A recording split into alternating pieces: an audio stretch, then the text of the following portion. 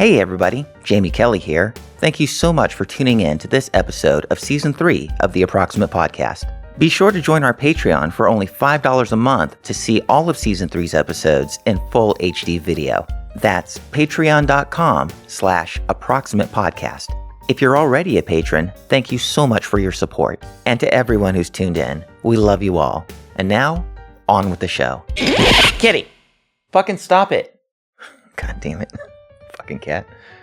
Yeah, you. Oi. Scrapple. Stop it. Alright, cut. We're done. Fucking cat. God damn it. Gabby Graveyard. How are you doing, sweetheart? I'm doing good. How are you? I'm doing very well. Thank you so much for coming on the podcast. Thank you for having me on the podcast. Thank you. Yeah. Love to have you here. So you're just coming off work, right? Mm-hmm. I don't want to say the name of the company, but like you're the first person that we've had on the podcast that actually is in the industry that has an actual day job. Yeah. Well, I mean, it's a retail job, so it's kind of like a part-time thing, you know. Right. But So this is like a very interesting thing for me to talk about because I'm used to being around people that people's whose like history are like I don't have access to because all I know them from and all they present themselves with is being a part of the industry. Now you're new to the industry. Yep. And Very you much so. also you have a day job. So this is very interesting. So I think like the first question I want to ask is like what's the difference? Like did you start are you new to Vegas? Yes, I actually. So I moved out to Vegas to do porn. Okay. And I that's actually a funny story in of its own. And I'll put a pin in that for a second. But I came out here to start doing porn, and I started in the industry for a couple of months until I found the specific place that I work at now as my day job, and I just applied there because I really wanted to work there. Okay, It's so more about the experience of working. I work at a punk rock clothing store and record store. gotcha. And I've never worked at a record store before, so I really wanted to because I love music. So there were like two passions at play. Yeah. You came out here to do the porn.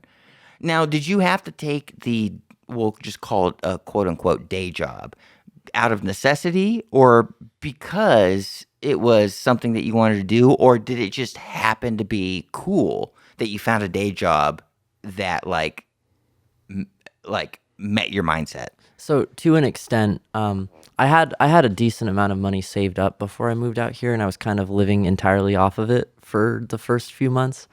So I wasn't making like a whole lot of money in porn right at in the beginning, because no one ever is right when they, at the very, very first couple weeks, months. Well, maybe we should step back a little bit.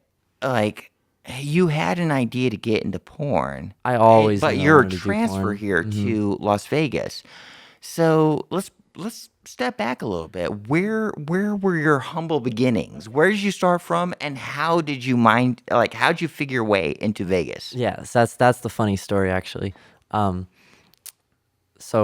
I grew up in Indiana, in a very small town just outside of Indianapolis.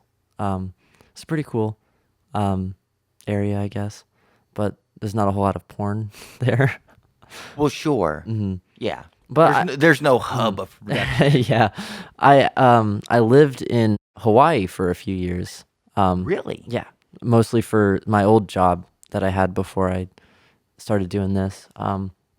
And I got really involved in the kink scene, the kink community there in Hawaii.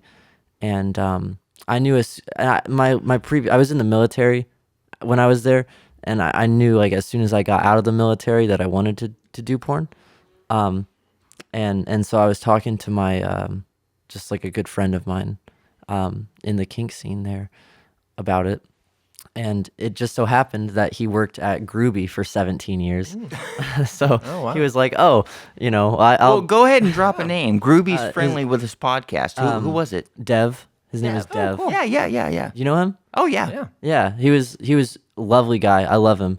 I don't think anyone does rope better than Dev. He's fantastic. Really? I Oh did yeah. not know that. No, he is just like crazy. Cool. He actually owns his own dungeon now. It's called Oh, House shit. Nawa. Yeah, it's Nice. really Out in cool. Hawaii. in Honolulu. I haven't gotten to see it yet because I left the island before it opened. But I'm gonna go. I'm gonna make a trip back there because I have so many friends there, and I want to go see Super them. cool. Oh, that's fantastic. So what was it that what was the trigger that you said Vegas? Vegas is where I want to So be. that's where the funny story comes in. Dev had given me like a list of people's names who work at Groovy and was like, you should reach out to all of these people. And I did. And, there was a few different names of like producers. And my original thought was I'm going to move to LA because that's where Groovy is headquartered. And Groovy was like the only company that I could really think of because I just didn't know enough. I didn't know anything. And I was just like, okay, that's the one company that I have like an in with. So I'll move to LA.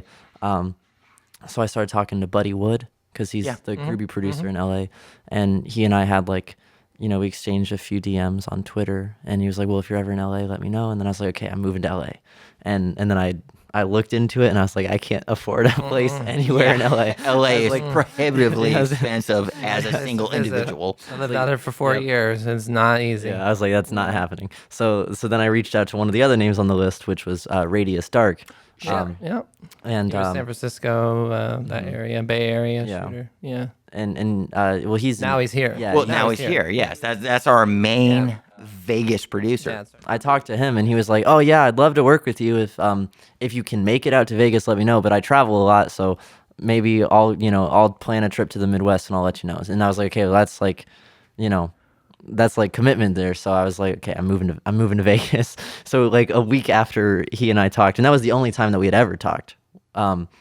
That one conversation on Twitter, and then like a week later, I texted him. I was like, "Hey, I'm in Vegas," and he's like, "You want to work tomorrow?" And I was like, "Sure." Nice. Nice. So it kind of moved that quickly for me Oh, yeah. when I got out here. It was Yeah, Ray's super cool. people too. Yeah, he's a really good friend of mine now. He's really, really cool, and Yeah. I'm very glad now that I moved to Vegas instead of LA because I just have so many friends here. Well, that's the thing. There's such a concentration Yeah. in Vegas of not only performers, but producers and people that you like to know insofar as you're wanting to be a part of this business. It's very concentrated. Yeah. I know that like LA has its allure. Yeah, well, I mean, And I had it seen too. Yeah. at the time I had never been to LA or Vegas in my entire life. Oh, wow. Like ever, not even for a second. But it sounds like you learned real quick. Yeah, knowing what I know now, I'm Knowing so what you know glad that now. I moved to Vegas instead of to Well, a lot of people moved from LA to here Yeah. because the trans industry is pretty much it's here. centrally located here now. Fantastic. I don't give a shit what anybody sees right now. I just want to remark that I love that when you coughed, you went like that. Well, I didn't want to deafen you guys. That's a natural I work for people. positive response to do that. As an editor, I work for so many podcasts, Stick the whole mic in their mouth. and I work for people. I'm not going to name names, but I work for people who ought to know better that just go, and everybody cover your ears, that go, and you went without, this is your first podcast, right? Yeah, well, I've recorded music before. And it's the same kind of thing when you're recording vocals to like turn away if you're breathing in or something. And you already got literally mic etiquette. just Yeah. There you had go. that predisposed etiquette to just go, I'm about to cough. And you did the right thing. I love that about you. I love that about you. Thank you. So how long have you been in Vegas right now? I moved here late December of last year of 2022. So you're Been about a 5 year months. in? 5 months. 5 months, not even. What year is it now? It's 2023. No, I moved here in December. I've been here for about 5 months. 5 months. About 5 months. And it seems like you've been like acclimated, like you got a day job. Oh, I don't think that I fit in better in any place ever. Like Vegas is just my city. Nice. I'm so glad. I felt that same way too when I moved out here about 3 years ago.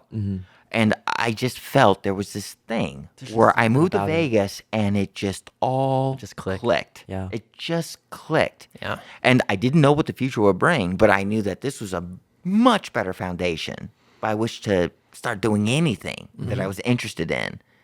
And yeah, I'm glad to hear that that's the vibe Yeah. that you have for yourself as well. Definitely, Vegas is just the place I think I was meant to be. It's cool. There's the porn's here, the punk rock is here, the music's here, The all sorts of entertainment's here. There's weird stuff Yeah. here. You know, you see a lot of weird stuff here, and I love Vegas, that. I yeah, love of it. I course. know, right? yeah. It's a Awesome. very Yeah. novel place. It is. So there's a lot to experience Yeah. as just a person that imbibes, life. And But for what it's worth, it's pretty trans inclusive too, all things considered. Oh yeah, we got a great LGBTQ Yeah. center here. I was just just came from there gonna today. say, Yeah. Yeah. for people in our position, even if they're outside of the industry, for Yeah. people in our Yeah, position even- and people in the industry, not only is there all that like magic to see, but there is so much opportunity that is like so rooted and Yeah. solid, and the foundation is here to where Community, opportunity, stuff like that. Yeah. there's opportunity, Community like as well. real opportunity.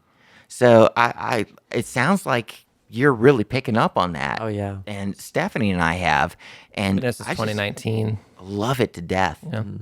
And I mean, the pandemic happened 5 months Oh after yeah, we were here, so everything died. Yeah, I've never been to Vegas pre-pandemic. Yeah. I imagine That was it would've been different now, different. then. Would have been a different, Yeah. different Vegas. Huh? so outside of the industry, now I'm gonna get a little deep. Forgive me if I overextend my bounds, but outside of the industry and outside of your workaday life, what is life in Vegas like for you? In Vegas, Now that this is your home, right? yeah, This is where you essentially feel like you're planting roots in. yeah.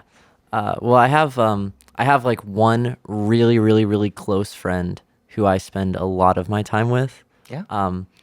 I met them at one of the goth clubs that I go to. There's a bunch of Wait a nightclubs minute. Wait here a that minute. are Wait a pretty minute. cool. I gotta interrupt you. I'm a goth club kid from way back. Yeah. And I've been like, Searching. Where is this I've been golf club you're searching, talking and people have about? been telling me about like cool goth Yeah, clubs yeah. to hang out. In 3 years that I've been in Vegas, I still haven't visited one. It sounds like you have. Yeah, that was one of the first things I did when I got out here. I was like, I gotta go to because I used to go in Indianapolis. There's a group called Spellbound Indie, and they have like probably one of the coolest goth nights that I've ever been to, and they only did it once a month, but this place here in Vegas does it every week. What is it? What's the nice. name of the club? It's called Artifice. Artifice. Okay, yeah, I've heard of Artifice. that one actually. And Yeah. it's, the Arts it's, District. it's a club that like hosts a goth night, or they goth all I mean- 7 days a week. Well, I've only ever been there on Saturdays. Saturdays are like their big night, and there's no cover okay. either, which is pretty cool on Saturday, unless there's a band playing, which sometimes there is, but Okay. usually there's not, and there's no cover. if Head there isn't. charge for the good Yeah. band. Saturdays at Artifice. yeah, but- good goth night. Yeah, I mean the whole club, like bar, the whole area, just like the walls are black. It's got like pillars, and it looks goth, right? So I don't know what they do every other day of the week. I don't okay, actually know. You're saying it looks like a permanent goth. I This mean, it sounds looks like like a- a permanent goth. Artifice sounds like a goth club too. Yeah, This and sounds- the guy who owns it is the DJ on the goth nights, and he okay. comes into my store a lot, and he's a pretty goth dude. Okay. This sounds very familiar. Like again, I'm very old. People who listen to the podcast, they know I'm old as hell. But this sounds so familiar to like what my story is. And real quick, when I was in my 20s, not that I'm not, but when I was in my early 20s, it was Dallas. And it was a place called a really big dance club called the Lizard Lounge. And on Sunday and Thursday nights, the club changed around. It was called the Church. Yeah. And it was the exact same thing. It was so ornate. And you're talking about pillars, and everything's in black, and there's red velvet. Yeah, they got the everywhere, velvet and- curtains that Artifice. Yeah. do. Yeah, it's the like same that thing. perfect goth goth, dance yeah. club experience. And I spent, the majority of like a decade at that place just hanging out and having a great time Yep. and feeling like I was amongst my own. Yeah. And I feel that's like a really cool thing to have You know, like Gotta have at least community, for especially people growing of up. our mindset, Yeah. it's really good to have a place like that. Yeah. Now, I've been in Vegas for 3 years. I've never heard of this Artifice place, but I'm super stoked to go check it out on your recommendation because, dude, those feelings, that vibe of being in a goth dance club I and know. just meeting folks. There's something That's special something to that, yeah, it is special. It's a special thing for a certain kind of group of people. Yeah. And knowing that we have a place like that here in Vegas, I'm super stoked to like visit a place like that. Yeah, I've always been into goth music. Well, not always, but I had gotten into it well before I'd ever gone to a goth club. Is when I was living in Australia. I took a trip with my friend to Melbourne. Wait a and this minute, was, wait a minute, wait a minute, wait a minute, wait a minute. Why Australia? Don't just Jeez Louise. don't just do that. Don't just Yeah. say when I was When I living was- in Australia. Write it off. Yeah. How old are you? I am okay. Are you a vampire? Is that why you're into God? You've been living, but how old actually are you? I'm like 600 years old. So. Australia.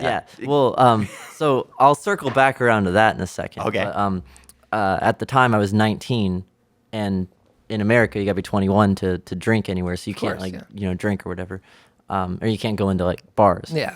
or clubs. Liquor license thing. But in Australia you can if you're 19. Oh. I think I did. I mean, they let us in. But we lived in Darwin, which is like on the northern tip of Australia, in the Northern Territory. It was super hot. It was during the wet season. It was, brutal. Oh, wow. Temperatures and weather and everything. Imagine. And during New Year's, we got to take a little break from work and go on vacation. And my friend and I, the most goth person I think I've ever met, same guy who got me into goth music. He and I took a trip to Melbourne, which is like my favorite city in Australia. And we had a whole list of stuff that we wanted to do in Melbourne.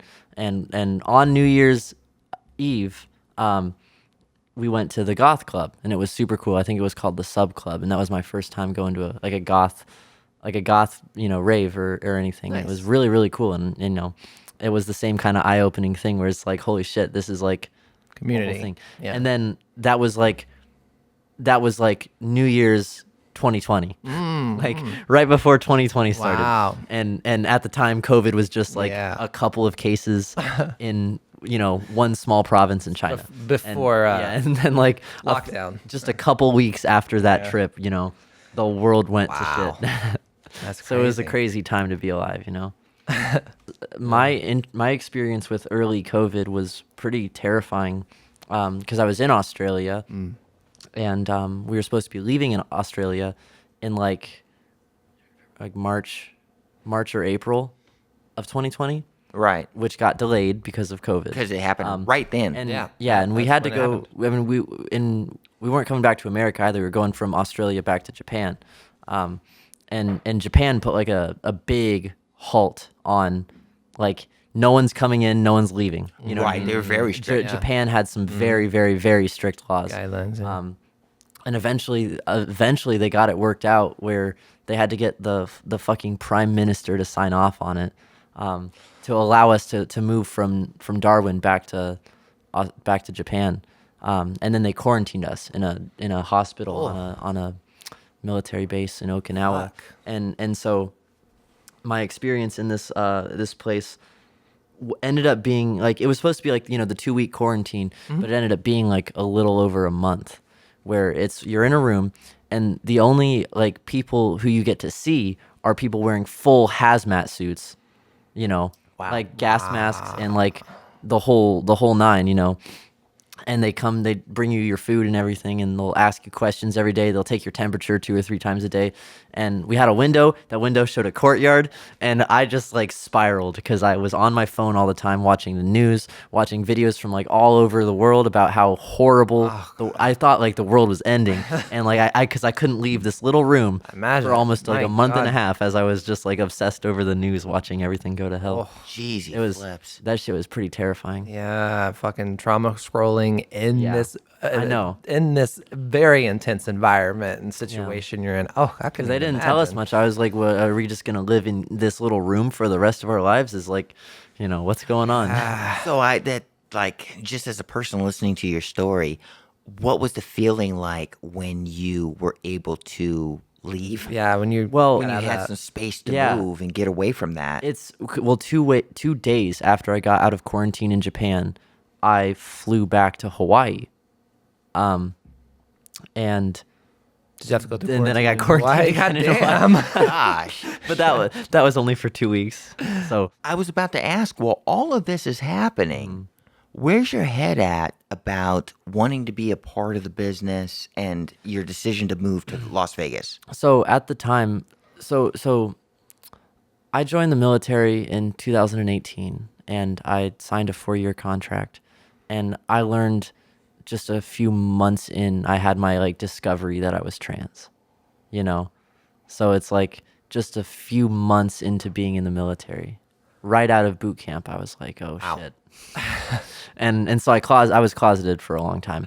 And when I was in Australia, I met 2 people who became like the only friends that I had. I mean, my time in Australia was actually really miserable. It was horrible. I love Australia as a place, and I loved being there. It's one of my favorite countries. So I was so excited to go. But personally, yeah. But my experience there, the people I was around, and the work, we were working 6 days a week, sometimes 12-hour days. It's circumstantial. It was shit. And I hated my job. Yeah. It wasn't fun. Yeah. It was not fun. But those 2 friends that I made, they were like the first 2 people who I ever opened up to about being trans. They were really, really supportive about it, and they were super cool, very, very cool about it. So much so that one of them, the guy who I went to Melbourne with, he actually bought me a dress, and it was like the only piece of gender affirming clothes that I had for like a couple years, and I wore it like every fucking day. Oh my like, Yeah. For like, if you look at any pictures of me, where I was, in like gender affirming clothes, from like 2020 up to like 2021 and a half, I was always wearing the same dress because it's the only thing I had. It was the same dress, the same wig, and I wore that shit all the fucking time because I had to shave my head every weekend, oh, 'cause I was okay. still in the Marine Corps. So I'm gonna go a little bit outside the auspices of the story that you're telling, and I just got to ask something super specific and maybe a little bit weird. Did you? I know that, like, as my trans experience goes, the idea of wigs are something that you kind of experiment with, yeah, right? very much so. Now, you say you have to shave your head every day in the military. Every weekend, yeah. Every weekend. Every Monday, you had to show up with a fresh haircut, and if you didn't, you'd get written up for it. And I got in trouble for it all the time. So, and then, but you actually had a wig, maybe a specific wig? Is that Yeah. what I'm to understand? I had a few throughout the time, but had a there was few. there was one specific wig that I bought maybe 9 or 10 times. It was like $10 on Amazon, and for whatever reason, it was like the most gender affirming thing ever. It was like literally for me in the mindset that I was in, I was like I had to meet all of these male standards all day, every day. And as soon as I get off, I get free time, I put that on, and it's like I'm a woman, Right. It was right. crazy. It was a really like thing. Connect to your inner self. Yeah. Yeah. Yeah, this is so fascinating to me to hear your story because I have a completely different mindset. And to just make it short and sweet, I never had to, like, I've never been in that position. I've always, like, been able to have long hair. And I remember, oh, geez, this is maybe about 10 years ago, experimenting with wigs over my already long feminine hair and trying to, like, find, like, hair looks that, like, reaffirmed femininity. Yeah. And I already had long hair, and I'd buy these like wigs. I'd put them on my head over my long hair, and I'd tie my hair back and put a hair thing on and do the thing. And I always felt really fake. It was never gender affirming. I felt like I was I felt like I was being fake. And I felt at this time, and this is what makes it germane to what you're saying, I always felt like, well, if I just shaved my head, this feminine wig would actually sit on my head in a way that would actually look feminine, and I'd be self-affirming. And so that's like a really weird thing, like something that you had to do, Yeah. and you had to shave your head, and you had wigs. I mean, it wasn't like razor shaved. It was like a buzz cut. It was but like a high like and tight. you didn't have You had an like, obligation, though. Yeah. It was Yeah. It's It's required. not something that any trans person would want to do at all. So if you have an obligation, like, The male standards in the Marine Yeah. Corps are very, very, very brutal. And, Yeah. and they, absolutely. yeah, it sucked having to meet that every. I went to juvenile boot camp, so they were trying to fucking Yeah, the high drill and that tights and- bullshit yeah. into me too. I was like, fuck that. Yeah. Well, so I had known, right? Like going back in realistically figuring out that I was trans, I kind of looked back in my life and I was like, holy shit, how did I not know this sooner? But like I had watched a lot of porn throughout my time growing up, you know? And I think I had always thought to myself like, wow, if I was a girl, that's the life that I would want to live. That's what I'd want to do. And then I realized that I was trans when I was in the Marine Corps, and you cannot do porn when you're in the Marine Corps. I mean, there's technicalities that allow you to, but you need to get your commanding officer to approve it.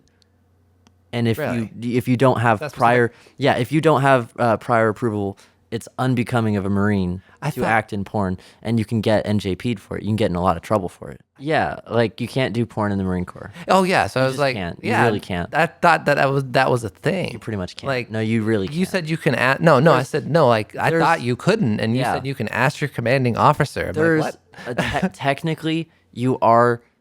It's there are technical ways that you can get approved to do it, but I don't think that, to the best of my knowledge, I don't think that there's anyone in the Marine Corps as a commanding officer who would approve that. Yeah, I imagine not. I don't think anyone Yeah. would. I know people have got caught doing it and they get in trouble for it because they don't tell anyone they're doing it. They get found, they get reported, and That's then sex work stigma in general. You well, get yeah. caught anywhere doing anything. So I kind of knew. I was like, as soon as I get out of the Marine Corps, I'm doing porn. see, just to bring up something, I've been around long enough, and I've been in the dating pool. I've had a lot of trans girls that I've been partners with, and it's come up more often than not to where I like remark on it. There's a lot of trans girls that have spent time In the military. In the military. Yeah, it's bizarre. That is kind of bizarre. Where do you think that comes from? I can tell you that, at least in my experience in the military, I met one trans person. Really? Yeah. Well, but then again, I was just in the Marine Corps and I was at a very small station. But there was only one other trans person, and he was pretty much closeted. He was a trans guy. And he wasn't, he was very much out. I said that wrong. He was very, very out, but he more or less passed, because he would also shave his head as low as you were allowed in female standards. And there's different standards. very, very different standards. You're not allowed to like shave your head completely as a woman in the Marine Corps, at least. But he would buzz cut his hair as short as was allowable. Yeah, but he would like shave his head, and pretty much like everyone kind of respected his identity. I mean, there was a lot of transphobic people, both in my unit and just in the Marine Corps in general. And he was also black. There was also a lot of racist people. So he got a lot of hate for both of those, combined. But by and large, a lot of people respected his, even more so than they did mine, like his pronouns and his identity and stuff. To the point where a lot of people didn't even call him by his last name, like which is pretty much customary in the military. They would use his preferred name, Right. which is really cool. So that was cool. Yeah, to my experience, I didn't, other than him, I didn't really know anyone else being trans. I see. I Now, didn't hear about it either. And I traveled around a lot, so I went to a bunch of other units too, and different, stations and bases. And you were Army? Marine Corps. Marine Corps. Yeah. I'm sorry. I'm sure you said that before. I was just reiterating. So Marine Corps. Yeah. Now, I want to ask you something as you. Mm-hmm. Do you have any ideas, or is this something that you may have thought about even? Seems to be a lot of trans people that have, ideas about being in the military. They go in the military. To reiterate, I've seen it more often than not. Yeah. Instead of trying to figure out why that is, let me ask you, what drew you to the military? I'll get to that in a sec. But you know what's even crazier than just trans people having been in the military? What's There's a lot of trans women in porn who've been in the military. I know. absolutely. That's part and parcel of what I'm Most of saying. the experience It's there. like, what That's is where the- we talk from? What's the pipeline there? You know? Yeah, right. What personally? I know everybody's story is different, Yeah. but what drew you to the military? There was a lot that went into it. You know, I always kind of like I was in high school. I was like failing a bunch of classes. I wasn't doing super good, you know, and I had kind of always been like, well, fuck it, I'm just gonna join the military. Because like I couldn't go to college. I didn't have the money for it, and I didn't really have the desire to go to college. And I was also dealing with a lot of gender identity issues, you know, and I was about the same size. I was actually smaller. When I first met my recruiter, they had me weigh in on the scale in their office, and completely naked, I weighed like 86 pounds as a 17-year-old boy, you know. So a part of it was also like the Marine Corps is like real tough, you know, they indoctrinate. And so I got, I got bit, and I was like super gung ho for a while. And I was very, very into it, you know, about like being a real man and having like what's the hardest thing that you can do as a man?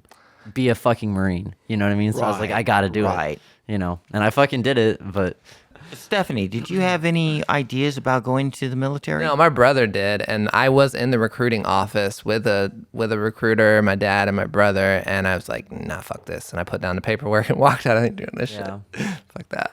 it's not for everyone. And I remember very specifically being 18 years old, being a trans person. Yeah. I already knew. 18, I already knew. I'd already known for several years. Yeah. In fact, I was already presenting at 18, and I had a big chip on my shoulder. I was aware enough to go the goth route, which I think is like a lot of girls do. Yeah. Not the majority, but a lot of girls do, because it allows you, if you dress goth, you can be effeminate. Yeah. And trans girl with a choker. People will say, "Oh, that's just a goth person," or "That's just a person in a band." Yeah. You can get those feelings out without a lot of hassle, because under the disguise of goth, people will just give you a pass. Yeah. Because you Yeah, already that's look like true. you're part of a certain subsect. Yeah. But all the while, you're doing it because it's the closest thing you can do Right. to be femme Yeah. Because like without getting in trouble. you see a goth person, like a goth man, like a cis man, you know, and they're wearing makeup or like all sorts of like platforms, heels and stuff, and Sure. and you don't think anything of it. It's like it's just a goth person. Oh, yeah, that's you know? just a goth their- person. It's just a goth dude. For a lot of trans folks, again, not all, Yeah. but the folks I know, and I've lived it myself, it's kind of a way to personally discover yourself. To like be out there out loud, but still have a little bit of a safety net. And I say all that to say this. I do distinctly remember when I was about 18 years old, and I was already in, but under the goth costume, Yep. thinking about the military.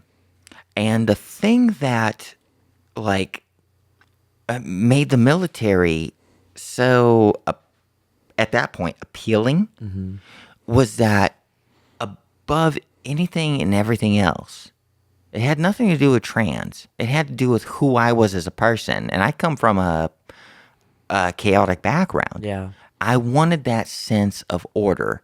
See, what to me at that time, what the military promised to me was a sense of order. You don't, like, life doesn't have to be chaotic. You do X, Y, and Z, and then you can, like, just propel forward, you know, with, like, legitimate goals and things. And I love that sense of order. And that's what was really appealing to me about the thinking about being in the military. And then what happened was I realized I was an asshole and I had a huge chip on my shoulder about authority. Yeah. And my hate for authority outweighed my want to be in the military. Makes sense. Even though it promised some sort of like, we can make sense of your life. Yeah. Just do A, B, and C, and then everything's going to work out. You know, I love that idea. But then again, my sense of I hate authority yeah. kept me away from it. Yeah. I think for me, like in what a big part of it for me was that like when I was in high school, I was like a fucking nobody for throughout like the vast majority of my high school. Like I was like the scrawny like nerd. I had some friends, especially like towards the last couple years I was in high school. I was like, I need to get my shit together because like I was seeing all these cool people, all the popular kids at school, and they're going to parties and shit like that. They're doing all this cool stuff, and I didn't do any of that stuff. You know, I had spent like all my time either working or just staying at home playing video games, and so I was like, I need to experience more of life, and like I kind of then set a goal for my life that is still true now, is to try to experience as much possible like experiences as I can get. Like whatever life has to offer on the, you know, on any side of the coin, I want to try to experience every possible thing that I can experience. And at the time, as a 17-year-old kid, because I joined when I was 17, as a 17-year-old kid, a guy, you know, who's always been picked on for being the smallest, weakest person, you know, what is the absolute coolest thing that you can do? You can be a Marine. You know what I mean? And so then I talked to the recruiter, and then it was like a sense of belonging where like, you know, the recruiter's they're gonna, you know, treat you special because they want you to enlist. You know, they need to enlist a certain number of people. Yeah, you don't become a maggot until later, right? Yeah. But like when I was doing it, it was really special to me because it's like I finally felt like I fit in somewhere because everyone was always like motivating me, you know, and giving me encouragement. That sense of fitting in. Sense of fitting in, because they were just like, here, you know, we'll train you. And I would work out. It was like all the like 17-year-old kids who were about to go to boot camp.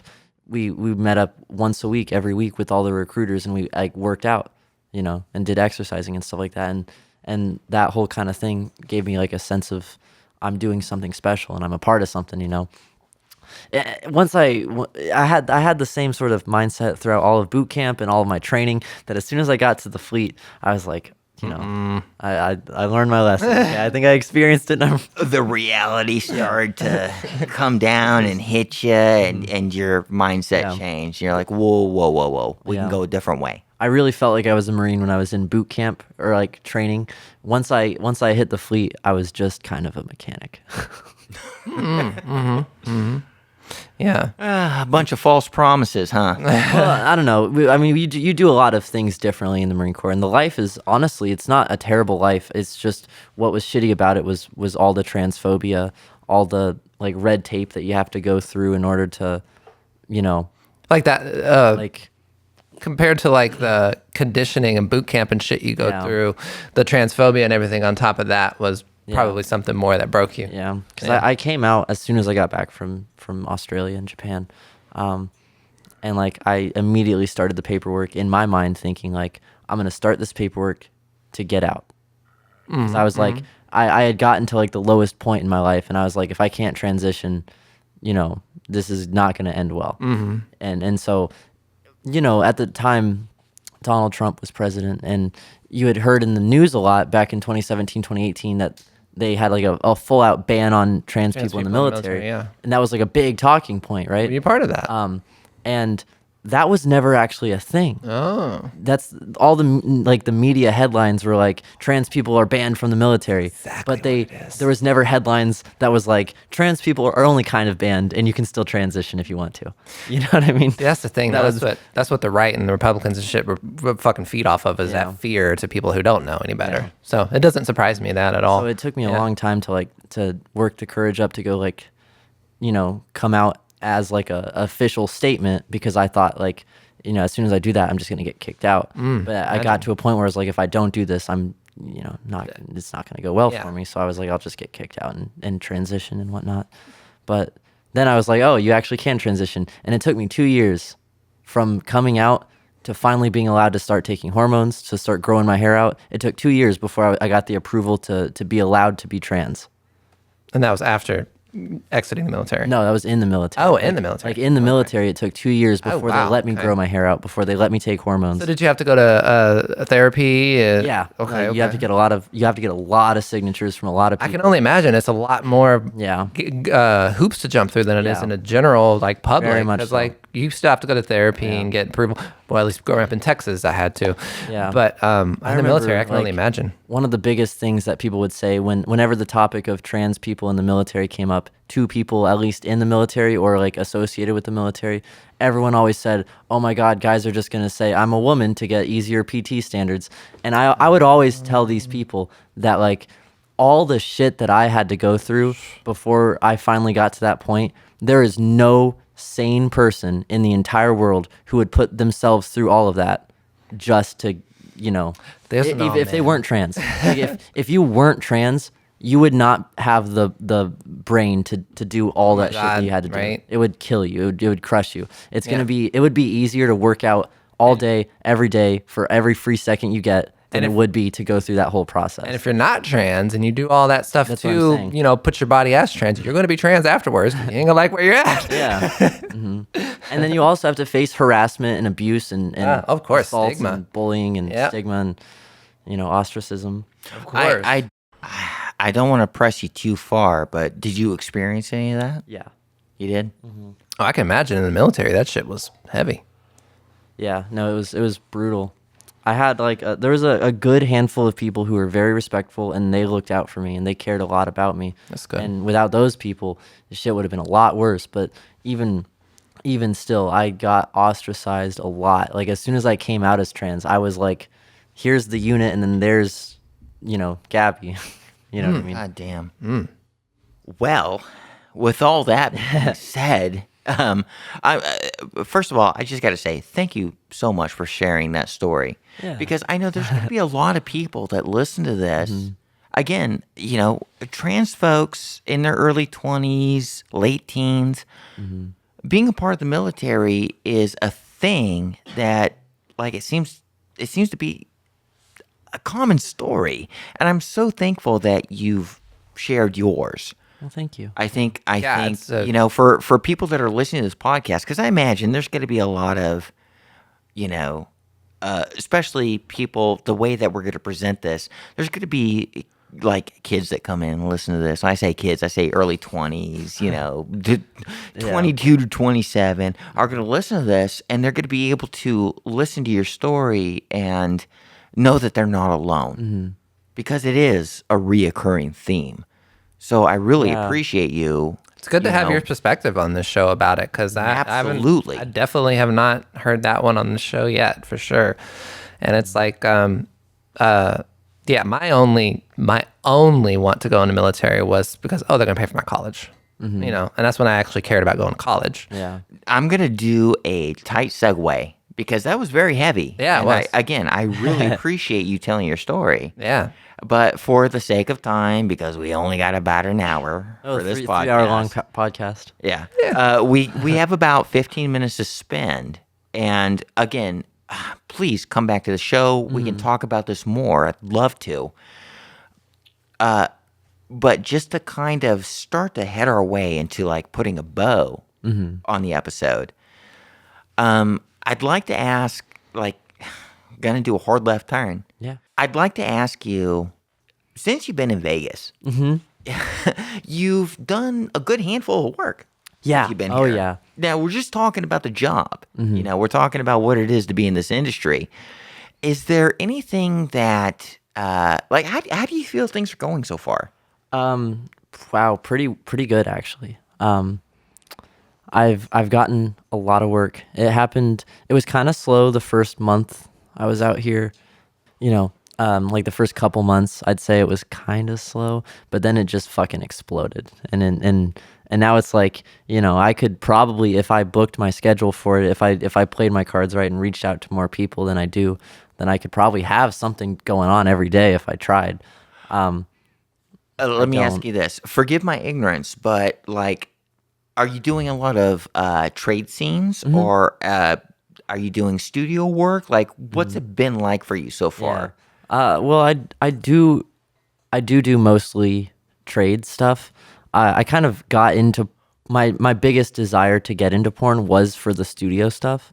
That's like the thing that appealed to me, is like I want to, you know, because like amateur porn, I guess I was making that, you know, for as long as I've been able to, you know, every chance I kind of got, you know.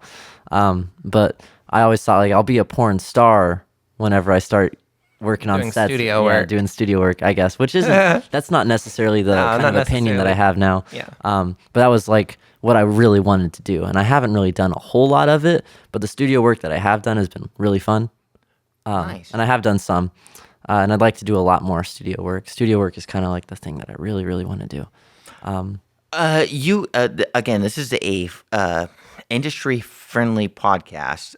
Like, I don't want you to say your day job, but you can absolutely like mention Groovy or Yeah. any Any companies that you actually want to work for and all Yeah. that stuff. Yeah. Who have studio wise? Who have you worked for so far? Well, I worked for Groovy. Yeah. I did like the typical Groovy like solo shoot, and then I did a hardcore shoot.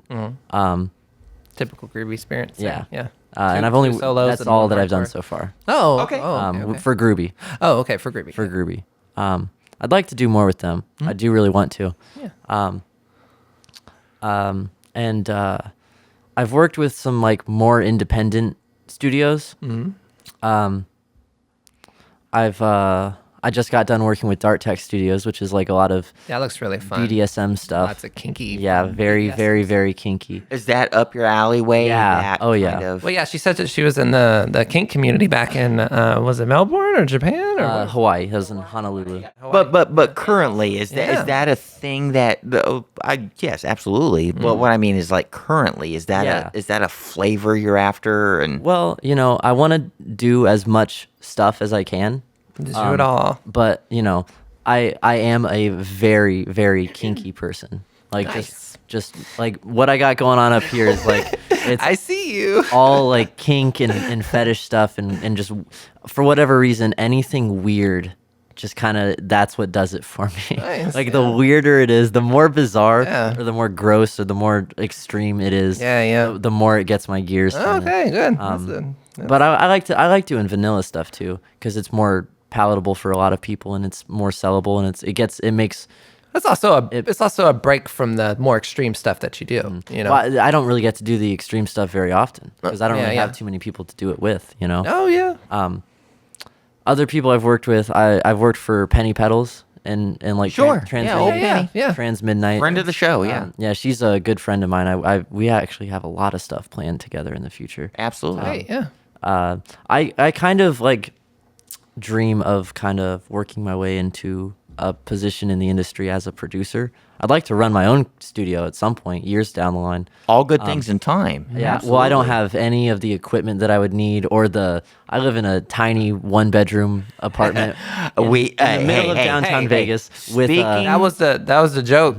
I have a roommate. Speaking to the choir, Expert on speaking to porn. the choir. Expert on porn, 1-bedroom apartment. I got a tiny 1-bedroom with a roommate. Absolutely understand where you're coming from. Now's not the time for it, and I don't really have any money either. So, but all- eventually, I want to run my own studio. I'll come in time I would if like you to. stay with it. It all comes in time. So for people like Penny and also this guy Jacob Style, who is another very, very good friend of mine, and he works for Penny often. He's also worked for Groovy a few times, I think, and Queer Crush and a bunch of other people. So he's like a, I don't know what you'd call it, like a contractor producer, like a. Independent producer. Yeah, he's like an independent guy, but he doesn't necessarily run his own thing. He just shoots for like people pay him to do their shoots. I guess. Oh yeah, independent producer, just a independent. cinematographer. Yeah, that's what he does. And I've PA'd for him a lot, and also for Penny, and Oh, good. that's always Nice. fun. You got some behind the scenes experience. That's some very good That's good. experience. I think Very, very. some of the behind the scenes experience I have has been some of the most fun that I've. It's the most valuable as well. I have a lot of fun doing that. I love it. I'm super nerdy about cameras, and just, like, Really? Hey, you're in the right Yeah. group. Right company. equipment, yeah. Right company So- here. I had planned on going to college actually in the fall, but I missed the cutoff barely. So I'm gonna try and go next year for film. Nice. Yeah. Let me say this because we're coming down. I hate it. the mark. I love that we have this kind of conversation, It always seems like we have 2 hours worth of things to talk about, if not more. But we're coming down to the brass tacks. So let me kind of try to wrangle us into tying a bow on the thing. Now, normally, what Steph and I do is for performers, we ask normally, what's 3 pieces of advice that you'd give to up and comers? But we're in a kind of peculiar situation. So instead of saying, what's 3 pieces of advice you could give, how about 3 questions that you're concerned about that you can ask old timers like us? Shoot, I guess I can't really think of too many questions to ask because, like, I pretty much all of my shortcomings right now, I know what they are and I know how to avoid them. And the answer to some of them is money. That's Like most of them, yeah. Yeah. But the answer to most of my shortcomings is money. That's very fair. Yeah, that's Which, shoot. maybe just 1 instead of 3. Putting a lot of his expectations on her, Jimmy. No, I could have come with questions prepared had I known. No worries. I don't Yeah, want we can I move don't on want to a bit. put you on the Yeah. spot, but is there anything in your guts? Is there anything that you've maybe been worried about, on your own time that like I just want to know how to do this thing. I just like Yeah. I guess my biggest, like, how do I do this questions would be about how do you edit? Oh, really? Editing is difficult for me. Oh, wow. I love Okay. filming. You're totally in the right house. I'm not good at editing. So I can, like, using the free softwares that I've downloaded. What, DaVinci? Or what? DaVinci and Clipchamp. I think the stock one that comes on Windows now. 'Cause they is did it? away with Windows Movie Maker. So I now know I it's use, Clipchamp now. I think Yeah. I have a very good, simple answer that I can give you that will lend itself to Oh, this yeah. podcast Okay. and that we can talk about in detail later. Okay. The whole thing with editing, it doesn't matter what tool you use, whether it's DaVinci or Adobe Yeah. or whatever the program you use, Non-linear editing, so it's the same language. Yeah. whatever it is, the trick to editing is rhythm. Yeah. Yeah. Rhythm. Yeah. Well, so, like, I guess mentally, I know what I want to happen. Yeah. I know that I know exactly what I would like for it to do. I don't know how to literally use the software to do it. Okay, so That's that's, my yeah, that's biggest just issue. a Is simple just, tutorial. Yeah. That's all that is. that's like, part I'm- and parcel of the I'm- program you're yeah, using. I'm fairly Just get decent more used at to it. editing, like, single take Okay. things. Yeah. And, like, take out the stuff you want or yeah. bring that one in and have different scenes that are shot with one camera. But whenever it's like the ones where you've got like 3 cameras, you got to clap them Multi-camera, together and then you got different audio. angles and Yeah. Oh, yeah. seriously, where it's honey, like- Full outs- productions, yeah. it's Outs- so above my head. outside of the auspices of this podcast, I can teach you all that stuff. Absolutely. I was just going for a more like, do you have any existential quandaries about how to edit? Because when I think of editing, I'm in this business 16 years. I got all the practical matters out of Yeah. the way. So when I think about editing, I go super deep. I'm Yeah. like, how does this feel? How does this, like, I already have all the tools and I already know how to manipulate everything. So I was just wondering if you had those kind of quandaries. It feels like you already know what needs to Yeah, be done. I'm a you big, just need like- to know how to work the tools. Yeah, I watch okay. a lot of movies. So, like, from an editing standpoint, it's like I have like big ideas. It's like I want this to look a certain way. Okay. It sucks when I'm not the one who films it either. It's one of those things where it would be easier if I was filming other people, and then also like I could get the shots I want, and then I could edit them exactly Think about how the is- edit. It's what's called thinking about the edit. Exactly is how the it's edit. going in my head. Yeah. But That's but the whole it's- thing. That's shooting for the edit. That's what it is. It's Yeah. a different thing entirely when it's like I give my camera to someone else, and then I'm in the shot. Oh, yeah. And then Yeah, and you then don't really know what you got because Yeah. it's more gonzo, right? Yeah. And then I'm looking at my computer later with like 5 different angles of like the same video, and it's Right. like, what the fuck do I yeah. do? This is a girl after my own heart. This is Right. somebody that has the whole broad picture in line. You just need a little help figuring out the mechanics. Yeah. Yeah, it's I the same love thing with this is something that I'm sure I could bounce off your head. Absolutely. And The again, exact same thing with digital production of music. Yeah. In my head, I have so much music floating through my head at all times. When it comes to actually using a DAW, It's like, what are all the shortcuts? What do all these fucking buttons do? It's just like it's just like learning an just editor. like editing. It's just like Yeah. learning an editor. It's the exact same thing. It's Another like, I know what program. I want. I know exactly how I want this to sound. What the fuck is an envelope? You know what I mean? Oh, It's let like, me- all these there. things, that's kind of the situation. are I'm at stuff with that we can everything. talk about in person. Uh-huh. It's outside the auspices of this podcast, We can but play with I